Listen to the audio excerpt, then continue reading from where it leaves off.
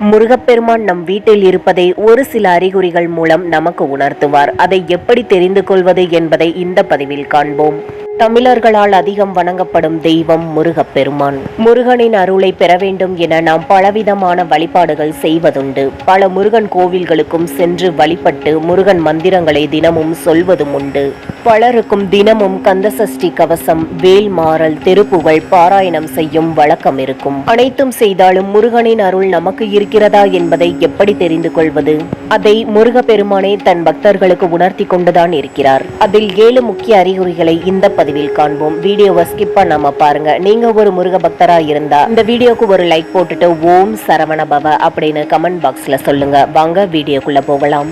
முருகப்பெருமான் நம்ம வீட்டுக்கு வர்றாங்க அப்படின்னா அதற்கு முதல் காரணமா என்னவா இருக்கும்னா நம்ம தீவிர முருக பக்தரா இருக்கிறது. அப்படி இல்லைனா நம்ம முன்னோர்கள் தொன்று தொட்டே முருகப்பெருமான வழிபட்டு வந்து கொண்டிருப்பது. முருகனை வழிபடுபவர்களுக்கு தானாகவே முகத்தில் தெய்வீக கலை தோன்றுமாம். மனதில் ஒரு இனம் புரியாத மகிழ்ச்சி குடிகொள்ளும். எப்போதும் மகிழ்ச்சி, அமைதியை உணர முடியுமாம். முருகனின் அருள் நமக்கு கிடைக்கும். முருகப்பெருமான் நம்முடனேதான் இருந்து காப்பார் என்றால் அதை எப்படி நம்புவது? முருகன் நம்முடனேயே இருக்கிறார் என்பதை நாம் எப்படி தெரிந்து கொள்வது? முருகனின் அருள் நமக்கு இருக்கிறதா இல்லையா என்பதை எப்படி தெரிந்து கொள்வது? அதற்கு ஏதாவது வழி இருக்கிறதா? இன்றைய காலகட்டத்தில் இது போன்ற சந்தேகங்கள் அதிகமானவர்களுக்கு வருவதுண்டு. முருகனை வழிபடுபவராக இருந்தாலும் கூடவே கடவுளின் அருள் நமக்கு இருக்கிறதா, கிடைக்குமா, நம்முடைய வேண்டுதல் கடவுளின் காதில் விழுமா என்ற சந்தேகங்களும் கூடவே இருக்கும். முருகனின் அருள் அனைவருக்கும் உண்டு. ஆனால் அதை நாம் உணர்ந்து கொள்ள நம் கர்மாவும் துணை செய்ய வேண்டும். முருகப்பெருமானை மனதார நினைத்து வேண்டினால் உடனடியாக வருவார் என்பதை சில குறிப்பிட்ட அறிகுறிகள் மூலம் தெரிந்து கொள்ளலாம். இந்த அறிகுறிகள் உங்களுக்கு நடந்தால் முருகன் நிச்சயமாக உங்களுடன் இருக்கிறார் என்பதை உறுதி செய்து கொள்ளுங்கள். அதில் முதலாவது அறிகுறி விளக்கின் ஜோதி. நீங்கள் முருகப்பெருமானை வேண்டி விளக்கேற்றி வைத்து மனதார வழிபடும் போது அந்த விளக்கின் ஜோதி பிரகாசமாக சிறிது தூரத்திற்கு உயர்ந்து எரிந்தால் அந்த விளக்கின் ஜோதியில் முருகன் உங்கள் முன் இருக்கிறார் என்று அர்த்தம். அதேபோல் முக்கியமான வேண்டுதலை சொல்லி அது நிறைவேற வேண்டும் என முருகனிடம் முறையிட்டு கொண்டிருக்கும் போது எரியும் விளக்கின் ஜோதியிலிருந்து திடீரென சத்தம் கேட்டால் உங்கள் வேண்டுதலை முருகன் கேட்டு அதற்கு அவர் பதிலளிக்கிறார் என்று அர்த்தம். இரண்டாவது அறிகுறி பள்ளி சத்தமிடுதல். பள்ளி சத்தமிடுவது அனைவரின் வீடுகளிலும் சாதாரணமாக நடப்பதுதானே என நினைக்க தோன்றலாம். ஆனால் அனைவரின் வீடுகளிலும் பள்ளி இருந்தாலும் அனைத்து நேரங்களிலும் சத்தமிடாது. அனைவரது வீட்டிலும் பள்ளி சத்தமிடும் ஓசையை கேட்க முடியாது. எந்த வீட்டில் தெய்வ சக்தி உள்ளதோ அந்த வீட்டில் மட்டுமே பள்ளி சத்தமிடும். கெட்ட சக்திகளின் நடமாட்டம் இருக்கும் வீட்டில் பள்ளிகளின் நடமாட்டமோ பள்ளி சத்தமிடுவதோ இருக்காது. நீங்கள் முருகனிடம் வேண்டிக் கொண்டிருக்கும் போது பள்ளி சத்தமிடுகிறது என்றால் முருகன் உங்களுடன் இருக்கிறார் என்று அர்த்தம். மூன்றாவது அறிகுறி பூ விழுதல்.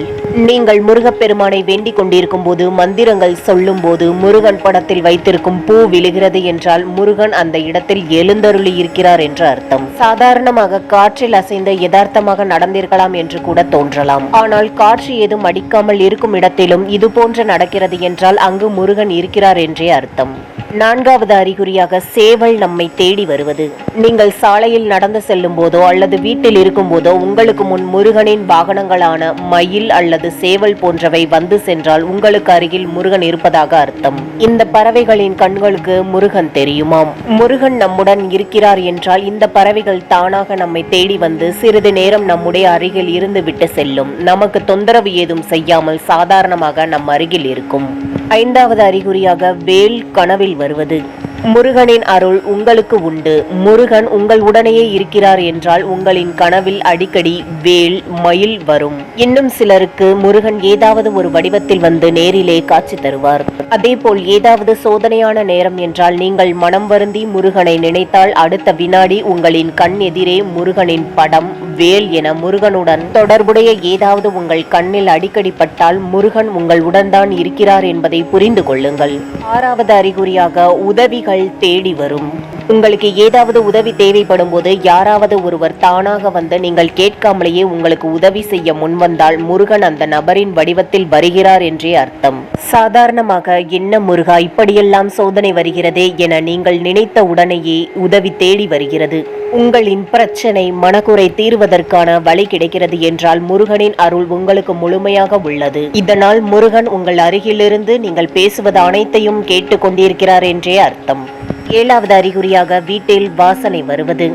முருகன் உங்களுடன் இருக்கிறார் என்றால் உங்கள் வீட்டில் உங்களை சுற்றி இதுவரை நீங்கள் உணர்ந்திராத தெய்வத்தன்மை நிறைந்த திடீரென்று விபூதி, சந்தனம், பன்னீர் வாசனை வீசுவதை உணர முடியும். வீட்டில் இல்லாமல் நீங்கள் வெளியிடத்துக்கு சென்றால் கூட முருகனை மனதார நினைத்தவுடன் அந்த வாசனையை உணர முடிகிறது என்றால் நிச்சயமாக முருகன் உங்களுடனே இருக்கிறார் என்றே அர்த்தம். தமிழ் கடவுளான முருகப்பெருமானை வழிபடுபவர்களின் எண்ணிக்கை நாளுக்கு நாள் அதிகரித்து வருகிறது. கலியுகத்தில் கண்கண்ட தெய்வமாக விளங்கும் முருகப்பெருமானை மனதார நினைத்து வழிபட்டாலே உடனடியாக ஓடி வந்து அருள் செய்வார். அவரை முழுவதுமாக நம்பி சரணடைந்து ஒரே ஒரு முறை முருகா என அழைத்தாலே போதும் நம்முடன் இருந்து நம்மை காப்பார். முருகனை நம்பி கந்தசஷ்டி கவசம் பாடலை ஒரு நாளில் 36 முறை படித்து வந்தால் எதிர்காலத்தில் நடக்க போவது கூட முன்கூட்டியே உணர முடியுமாம். நினைத்தது நினைத்தபடி அப்படியே நடக்கும் என சொல்லப்படுகிறது. கந்தசஷ்டி கவசம் படிப்பவர்களுக்கு முருகனின் அருள் முழுவதுமாக கிடைக்கும். இதுவரை நாம் பார்த்த அனைத்தும் மிக முக்கிய அறிகுறிகள். இதை போன்று வேறு ஏதேனும் அறிகுறிகள் உங்களுக்கு தென்பட்டால் மறக்காம கமெண்ட்ல சொல்லுங்க. இந்த பதிவு உங்களுக்கு பிடிச்சிருந்தா லைக் பண்ணுங்க. மறக்காம மற்ற முருக பக்தர்களுக்கும் இதை ஷேர் செய்யுங்க. அடுத்து வேறொரு பயனுள்ள தகவலுடன் உங்களை வந்து சந்திக்கிறேன். நன்றி, வணக்கம்.